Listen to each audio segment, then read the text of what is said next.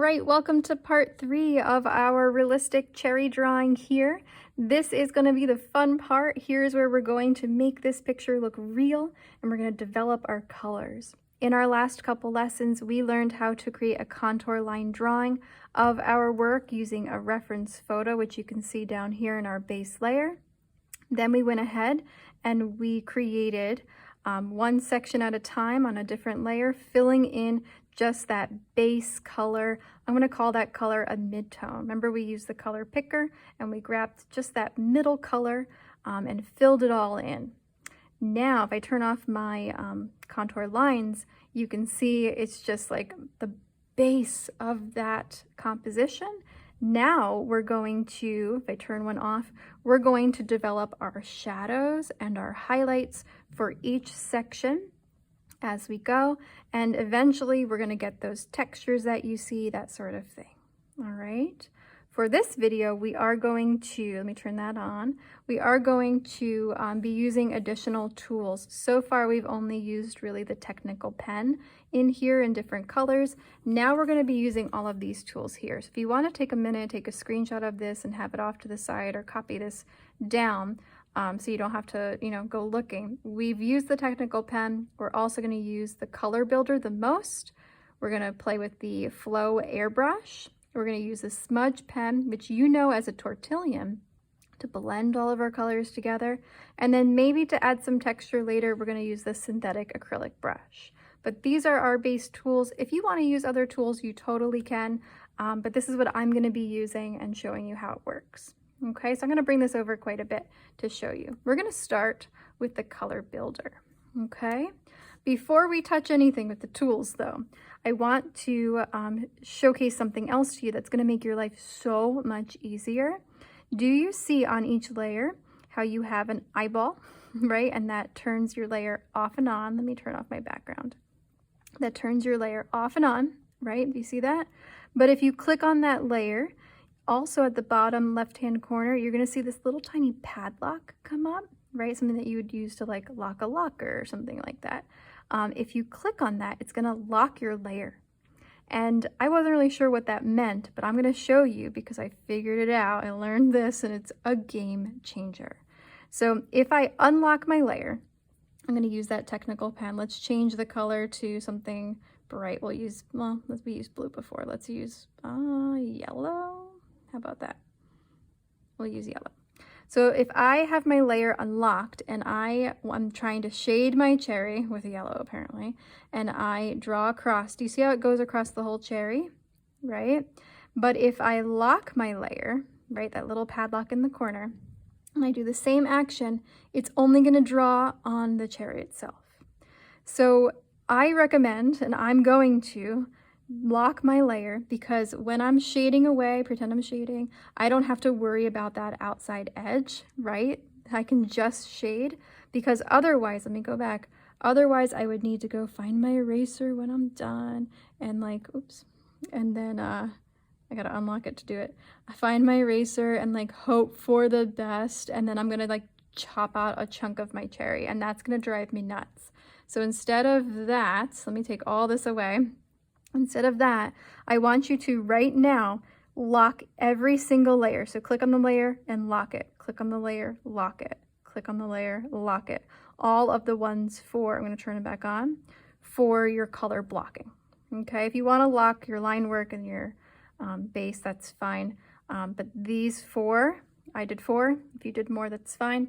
Both cherry stems and the top need to be locked. Okay. All right, so now we're ready to begin, that we have everything locked up. We are going to start with the color builder, so let's go find it. You're going to come all the way down here, and it's the very last one. If you have, let me go to my library.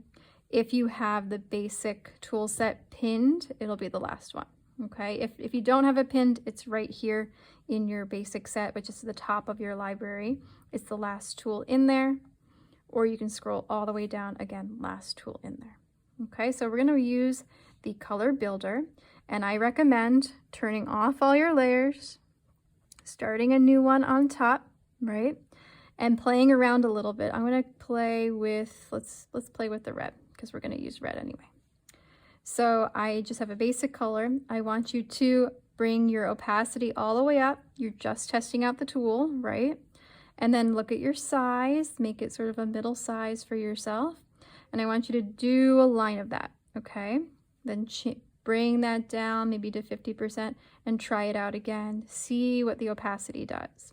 I like to work with this tool around 50% or less because I can, like it says, call to color builder, I can build up my color. Do you see when I add another layer, it's going to get darker and darker until it's 100%.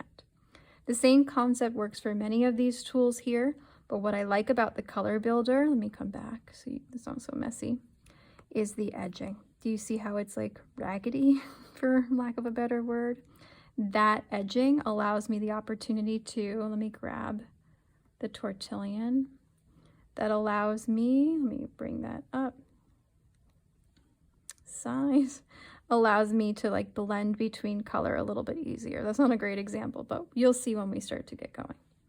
So again, back to my color builder, I want you to test this out. It also reminds me of markers. Do you see how it made it darker like a marker? So it feels like that. I kind of know how to work with that. So try it out. I'm going to delete that layer by clicking and holding and dropping it into the trash.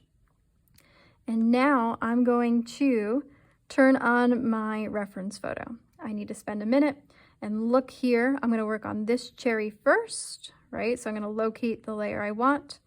And I'm going to come down here and just take a minute and look, maybe turn on my contour lines to remind me of what's going on.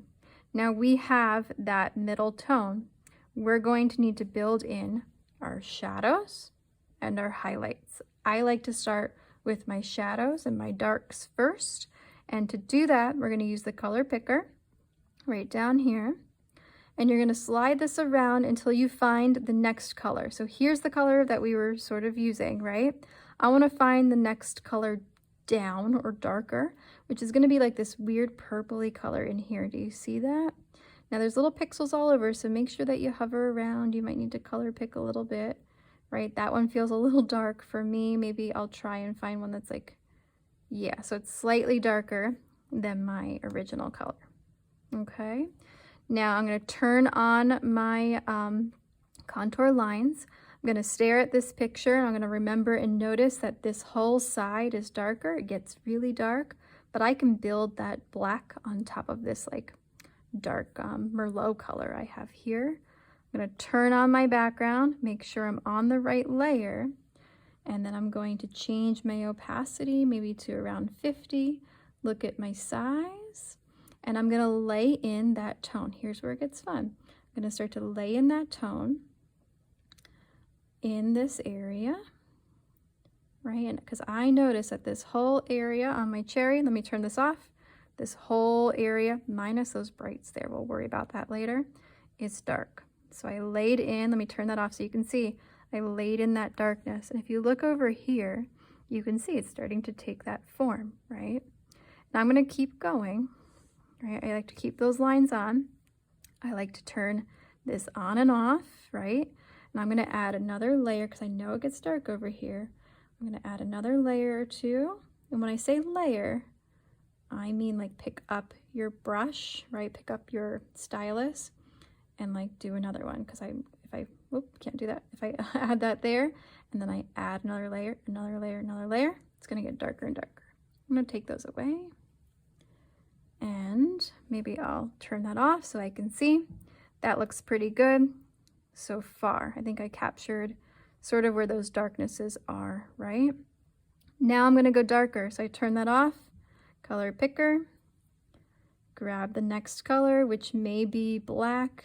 Yeah, we'll go with this darkness that's over here, and it's straight black, right? You can see apparently it's on the green spectrum there. Turn this back on, turn that back on, and then paint in that darkness there. Okay, I'm gonna go back though because I want to try something else. I forgot. I got excited. I'm gonna come up here now. I just did the one color before I drop in the dark. I'm gonna grab my smudge pen. And I'm going to bring my size to about there. And I'm going to bring my flow really, really low, maybe about 4. I'm going to try it and see what happens. Make sure you're on the right layer. And I'm going to try and blend between this brighter color and that medium, like dark color, maybe like a level 4 if you're talking value. And on that edge, I'm going to start to blend that together. That's going to make me feel more accomplished before I move into my darkness. All right, I can blend that whole section because you see like the layers that are there, the like overlap. Doesn't that feel better? So I'm straight up just like smushing it around. Now, if you do something like this, my flow is down a lot. Let me bring that up. If I do this, do you see how it pulls it into there? So play around with your flow. How did I know where to make my flow, they call it? From experience. So I just, maybe we'll try 6%. That's a little bit more obvious. I'm just gonna work that edge just like you would in real life, quote unquote, with real materials, with graphite or paint. You would blend that edge and work on it. Check your reference. This kind of comes up a little bit differently, right? And spend that quality time. So this process is going to be the same for when we do the other cherry, the stems, and the top of the stem. And right away, all of a sudden, let me turn off this background. Doesn't that feel more round, right? It's not going to feel totally round until we have the darkness and that highlight. We need the darks and the lights to be able to understand that mid-tone.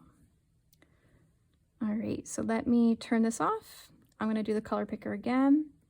I'm going to find that next color. Maybe I'll find like a purpley. Do you see how that's a little bit more purple? Ooh, see? Instead of black. And I'm going to turn this back on. I like to put on my contour lines to guide me. And I'm going to develop this area. Check the background.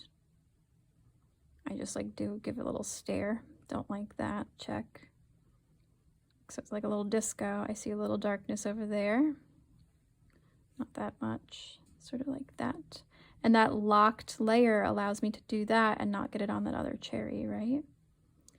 And then I see here it gets dark, doesn't it? I'm going to do that all over and then I'll blend it out. And I'm going to go hard over here because it does get to black, and I think I can build that up to almost black. Let me turn off my contour lines. Doesn't that feel round, right? You see it? It's coming along. What do we do now? Come back up to Tortillon or smudge pen. Make sure the settings are correct. Make sure you're on the correct layer and blend that together. Again, I like to keep my Tortillon flow down to 6. Also, apparently there's strength in here. How did I get to that setting? I just clicked on it here.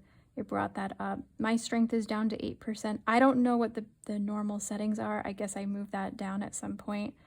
So if you're experiencing something different, maybe bring your strength down. But you're going to go ahead and blend.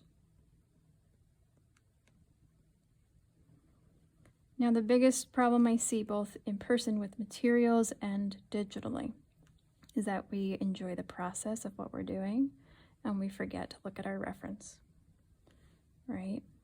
I do it all the time. That's why I like to do this, that disco, right? So I can just double check, doesn't that feel too dark up there, right? Because we need to put in those highlights. That's going to be some detail in a minute. I see some differences in shape. I'm not gonna go nuts with that. Again, I'm just showing you the basics of this. All right, do you see here how like that darkness comes up higher? Do you see that? Mine's sort of like low and hugging that corner. I'm gonna bring that up higher, and if you see, I saw that with my contour line. I just wasn't brave enough. My like brightness is a little low. So I'm going to, I'm gonna turn off that for a second. Color pick, I'm going to grab that middle tone, not middle, a little bit darker, but not my darkest color. Turn this back on and try and be brave with this and bring that up here maybe a little bit, because when I blend, again, Tortillon, when I blend that together, it might make more sense.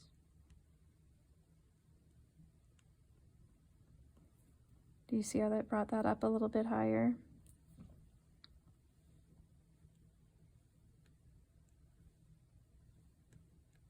And I think the time that you're going to spend on this is going to be the blending. Now I disrupted this edge too, so I need to blend that back together.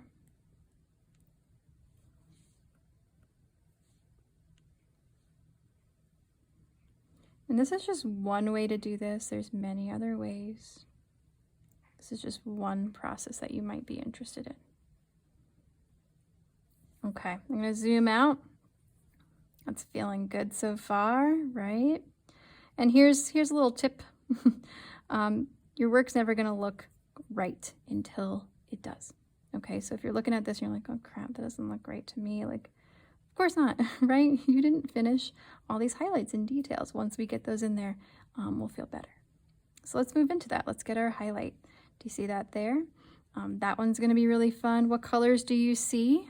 In here, do you see how we have white, but we also have pink, right? Oops, because pink, our white and red make pink. So we have this really beautiful pink color. Oops, look over here. I just want to move it. Look over here. We have pink again, and then over here it's a little bit gray. Now if you look, it looks like there's like a highlight around that. This cherry is so shiny, so we might include that later in a little bit. All right, so let's get that highlight. I like to turn that on, grab my color picker. I'm always color picking my background layer. I'm gonna get the pink first, maybe like this dark pink color. Do you see that one? And turn on, make sure I'm on my layer of my painting. And then I'm going to put in, ooh, way too big, right? Turn this down. I'm gonna put in this pink color first. Maybe turn that off. And I'm gonna blend it. Tortillon, I'm gonna blend that edge into the red.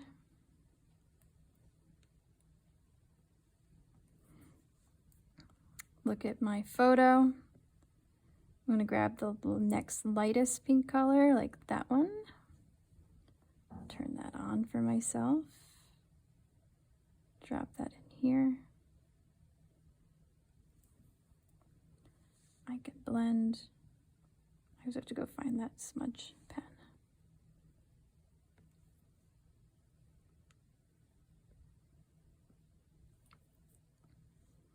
And do you see that highlight happening in that corner? Maybe I want to grab that color.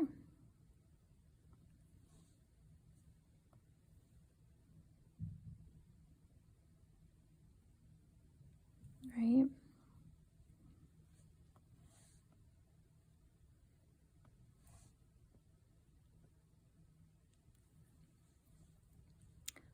Turn off. So a lot of on and off of the layers in this process. And then maybe I'll go really light there, not white yet.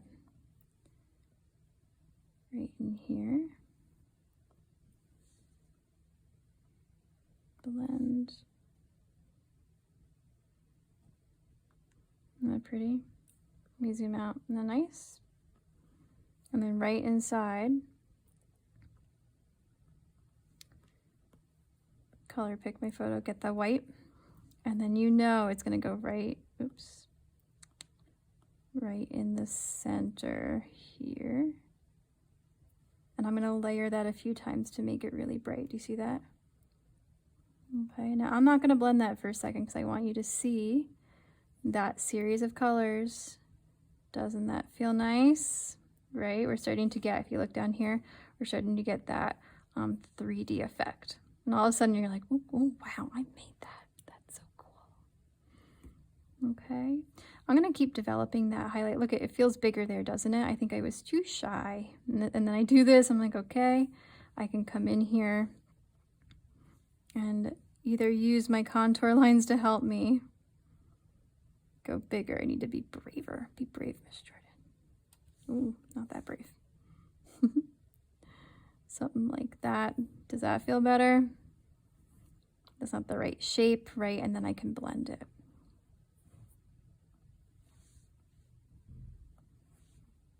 So I'm not going to say fixing my mistakes, right? I'm going to say developing. I'm developing this drawing. And I might smush all that out, that's okay. Just like in real life with my tortillon. And then I grab my color picker and drop that in again, right? Don't forget to look at your line work. I'm sorry, your photo. And I know there's some texture there, but I'll worry about that later. That feels a little bit better, doesn't it? Okay, so I'm gonna turn everything else off for a second, because I want you to see the difference between just that base color and how I start to develop my colors. It's just like the value scale that we've been using for graphite, except in color. So we have a 1, 2, 3, 4, 5 in here, right? That value scale. Let me grab it. I have it right here. Same thing, just in color. So the 1 is the bright, 2, 3, 4, and 5 across the cherry. And you'll see the subtleties of that color transition in your photo. Let me turn that on, right? In your photo. The more you look, the more you'll see. If you look over here, do you see that pink on the side? That's gonna be fun.